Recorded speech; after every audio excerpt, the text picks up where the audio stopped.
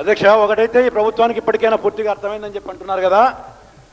ఏమని వారిచ్చిన నోట్ ప్రకారము naphtha cost చాలా పెరిగిపోయింది కాబట్టి ఈ ఐపీపీస్కి అంతా ఇండిపెండెంట్ పవర్ ప్రొడ్యూసర్స్కి అంతా గ్యాస్ ఇప్పించే ఏర్పాటు చేస్తున్నాం, మేము చాలా గట్టుకులం, చాలా గొప్ప వాళ్ళం అని చెప్పి చెప్తున్నారు.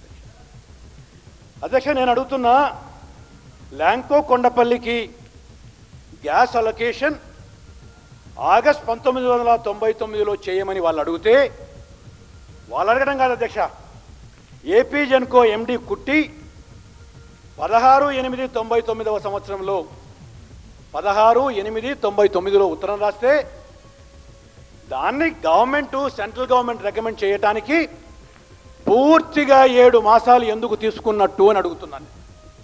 అప్పటికే Lanco Kondapalli was in thick of construction activity. మరొక 6 మాసాల్లో అది ప్రొడక్షన్లోకి వస్తుందనే విషయం అందరికీ తెలుసు. మరి వాళ్లకు సంబంధించి 7 మాసాలు ఆలస్యం కావడానికి కారణం ఈ రాష్ట్ర ప్రభుత్వం నిర్లక్ష్యం కాదా అని అడుగుతున్నాను నేను.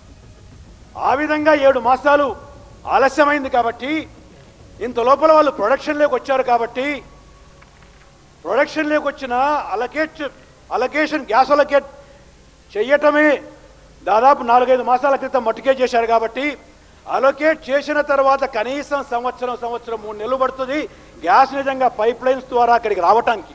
పైప్ లైన్స్ వేయాలి, ఆ గ్యాస్ రావాలి. ఆ విధంగా పైప్ లైన్స్ వేసుకోవడానికి తీసుకురావడానికి ఇంత ఎక్కువగా లేట్ అయింది కాబట్టి వాళ్ళు అడిగిన మేరకు థిక్ ఆఫ్ కన్స్ట్రక్షన్ యాక్టివిటీలో ఉన్న ల్యాంకో కొండపల్లికి అడిగిన వెంటనే దానికి ఎందుకు మీ దగ్గర అవైలబుల్గా ఉన్న గ్యాసు ఇవ్వమని సెంట్రల్ గవర్నమెంట్కి రికమెండ్ చేయలేదు అని అడుగుతున్నాను.